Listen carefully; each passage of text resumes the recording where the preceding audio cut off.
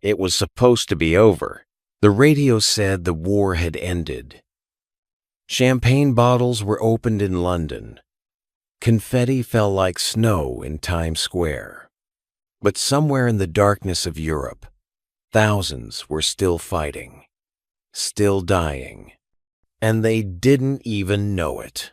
Bullets don't stop the moment a pen touches paper. Death doesn't check the headlines before it takes another life. This is what really happened in the last 24 hours of World War II.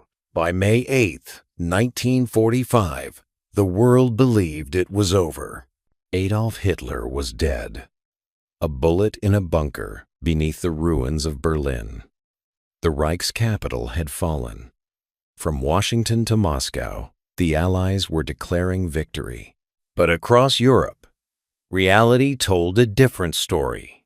Scattered units fought on. Stranded pilots flew missions into the void. Trapped civilians cowered in cellars, unsure whether the next explosion would be the last they'd ever hear. For some, the war would not end for another day. For others, it would never truly end at all. Hour 1. Midnight. The last battle. In the darkness of Czechoslovakia, muzzle flashes lit the night like dying stars. German and Soviet troops clashed in fields they couldn't even see. Each side thought they were defending something. Each side thought they were winning. Neither side knew the surrender had already been signed hours ago in a schoolhouse in Reims.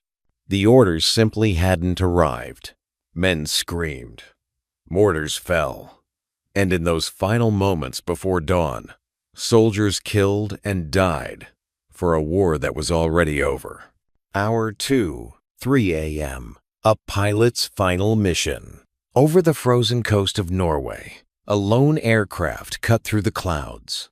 Inside, a young German pilot gripped the controls, completing one last reconnaissance flight. His radio crackled with static. He adjusted the frequency. Nothing but noise. He never received the message to stand down. He flew into the dawn believing the war would go on forever, that there would always be another mission, another morning, another flight into the unknown. He was wrong. Hour 3, 6 a.m. Civilians waked to silence. For the first time in 6 years, Londoners woke without the wail of air raid sirens. The silence was deafening. Mothers opened blackout curtains and stared at the sun, as if seeing it for the first time. Children stepped into streets littered with glass and ash, confused by the absence of fear.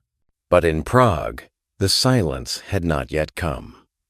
Gunfire still echoed through cobblestone streets. Smoke still rose from burning buildings. For them, peace was still just a rumor, whispered in doorways. Hour 4, 10 a.m. Surrender and confusion. Some German commanders refused to believe it. They tore up the telegrams, called them propaganda, lies from the enemy to trick them into laying down their arms. Others simply stared at the orders in disbelief, too exhausted to feel relief, too numb to feel anything at all. In Denmark, troops laid down their weapons and wept. In Czechoslovakia, others loaded fresh magazines and marched on. Victory and defeat existed in the same moment, separated only by which message reached you first. Hour 5, 3 p.m. The radio broadcast. When the BBC finally made it official, the world erupted. The war in Europe is over. Crowds flooded Trafalgar Square. Strangers kissed in Paris. In Times Square, a sailor embraced a nurse in a photograph that would define a generation's joy.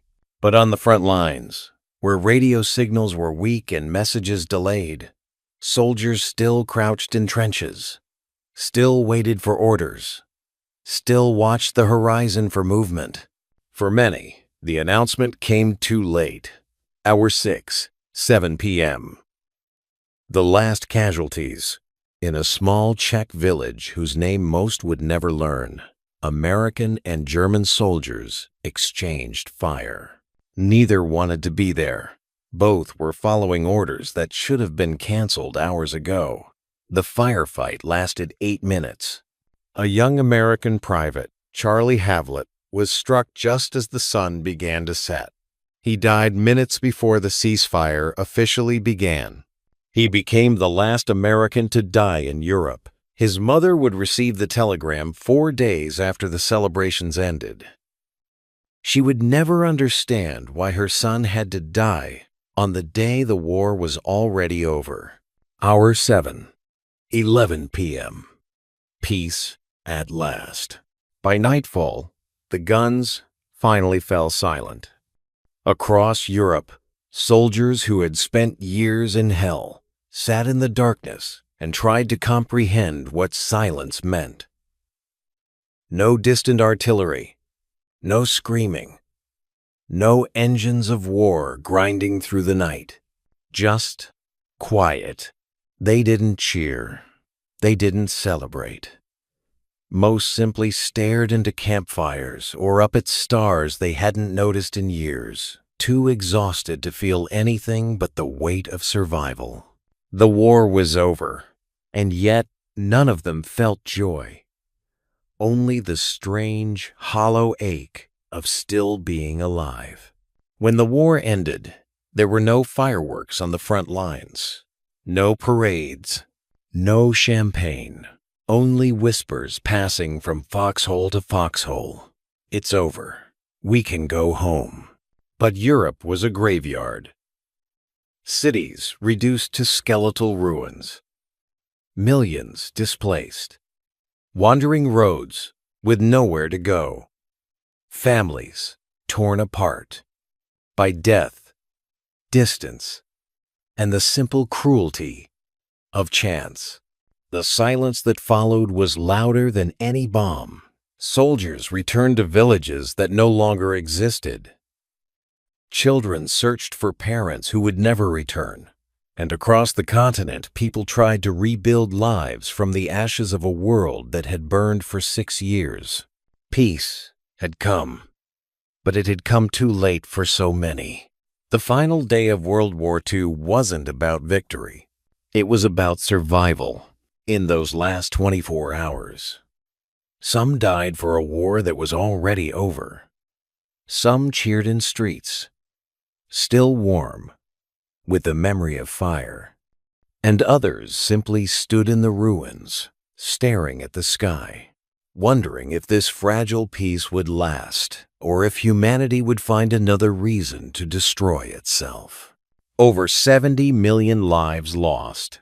And one single day ended it all. If you want to see what happened in the first 24 hours after the war, subscribe. Because history isn't over yet.